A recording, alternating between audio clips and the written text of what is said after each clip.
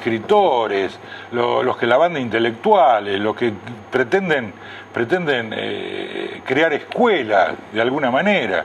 No se hablan de estos temas, no se habla de estos temas, de eso no se habla. Estamos en la chabacanería, ¿no es cierto? De que si fulano de tal va al programa de Tinelli o no va al programa de Tinelli. Si Perengano tiene buen o maltrato. Se discute de las formas, pero no se discute del fondo. Este es lo esencial que ha logrado el enemigo, ¿sí? No sé si Sun Tzu dice que la mayor de las victorias es imponerse sin que el enemigo se dé cuenta de que uno lo ha vencido. Bueno, están tratando de hacer esto. Tienen un grave problema.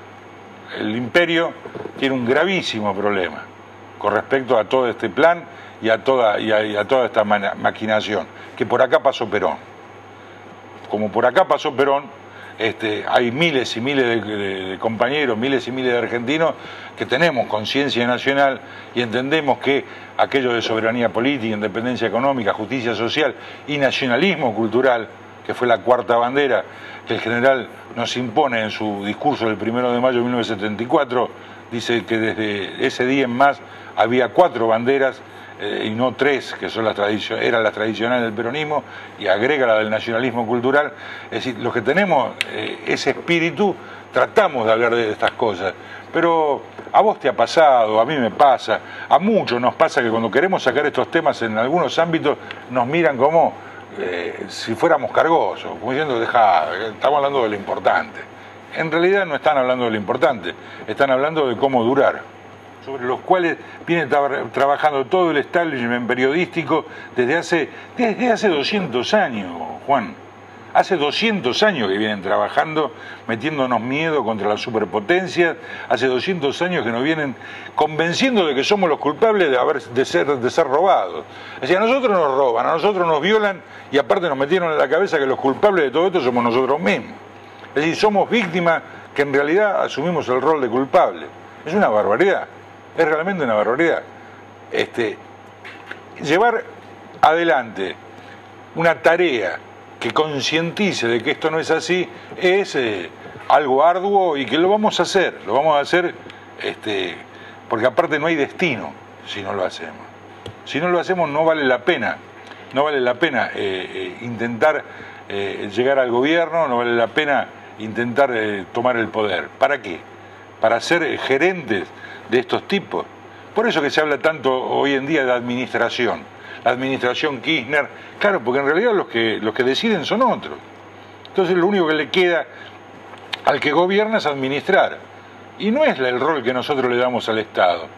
Nosotros creemos que el Estado es el organismo de mando, de conciencia, el organismo que debe sintetizar la voluntad popular, es decir, sintetizar la voluntad popular, tener conciencia de cuáles son los objetivos a lograr y tener el suficiente don de mando como para poder imponer cuál es el camino que se debe transitar y con qué tiempo se debe hacer. Entonces tenemos un Estado conductor, un Estado realmente que cubre sus objetivos. De lo contrario, para administrar, y bueno, dejamos a cualquier contador que se quede con los números y alcanza. Entonces, tenemos que dar por tierra con este tratado, pero también tenemos que dar por tierra con el plan de estudios que hay en el colegio primario, con el plan de estudio que hay en el colegio secundario, con el plan de estudio que hay en nuestras universidades, que en definitiva es el lugar de donde saldría la nueva dirigencia. Si a los pibes que están en la universidad, nosotros los estamos educando con una mentalidad absolutamente sometida, sin darle rienda suelta a su imaginación y sin voluntad nacional, sin voluntad popular, sin compromiso de nación, y entonces es muy difícil que haya una nueva clase dirigente capaz de imponerse estas responsabilidades. Porque no es responsabilidad solo de fulanito de tal que el día de mañana va a ser presidente de la nación.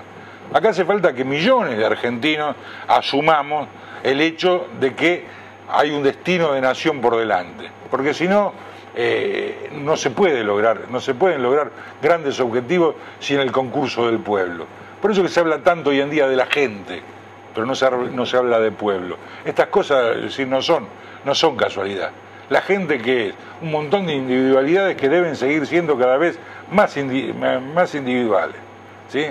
Válgase la redundancia. Entonces te encierran dentro del egoísmo, te encierran dentro de la atomización y después rompen hasta la familia, que sería la célula primaria. ¿Por qué? Porque tiene que estar más dividida la cosa, tiene que estar picado más finito. Un montón de islas, de islotes, de peñascos, es decir, sin que hubiese un continente, sin que hubiera algo que nos contenga a todos. Esa, la nación es la felicidad del pueblo, como sintetizaba el general magistralmente.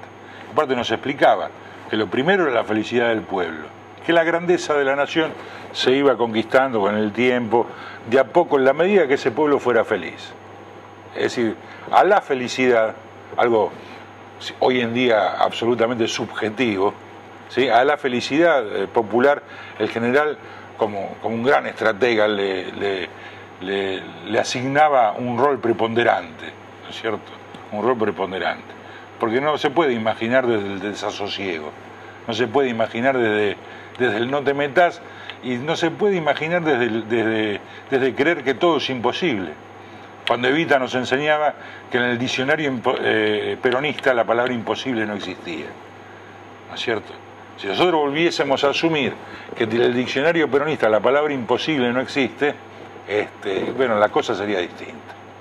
Esto no quiere decir que las soluciones vengan por obra y gracia del Espíritu Santo. Las cosas hay que construirlas, hay que imaginarlas, hay que proyectarlas, hay que ejecutar esa planificación, pero que se puede hacer, se puede hacer.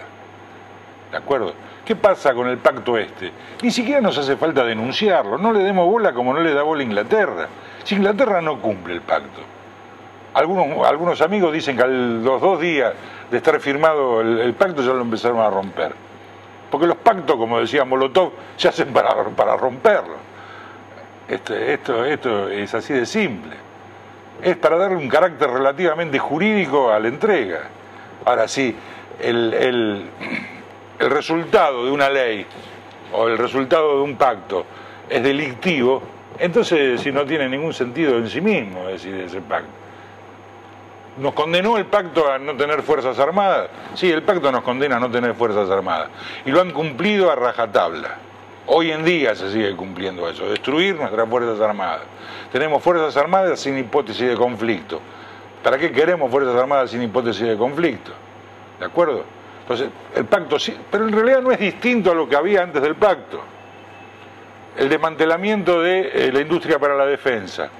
¿Podemos tener una nación sin industria para la defensa? No podemos tener, ni siquiera fabricamos balas. No hablemos de el proyectil Cóndor. No fabricamos balas de pistola. No fabricamos armas portátiles. Es decir, entonces no hay en realidad un destino cierto. Aparte, sin una base tecnológica real, la liberación es imposible. Y es por eso que el desmantelamiento de toda la industria para la defensa, porque la vanguardia de la tecnología en la República Argentina fue dada por fabricaciones militares, por todas las fábricas que el Estado fundó. Acá no vino ningún privado a invertir en investigaciones. Hasta 1943 no había nada de todo eso, y gracias al gobierno del general, al primer y segundo gobierno del general, se empezó a evolucionar. Fuimos el tercer o cuarto país a nivel de energía atómica, fuimos el cuarto país en tener un avión a reacción, entonces todo eso te comprueba que es posible hacer todo lo que decimos desde el peronismo que hay que hacer. Es por eso que a mí me enerva tanto cuando dicen que somos perseguidores de utopías. Nosotros no perseguimos ninguna utopía. Nosotros queremos volver a hacer lo que ya hicimos. No solamente tenemos una idea que no es utópica, sino que hemos demostrado en la práctica que se puede llegar a hacer.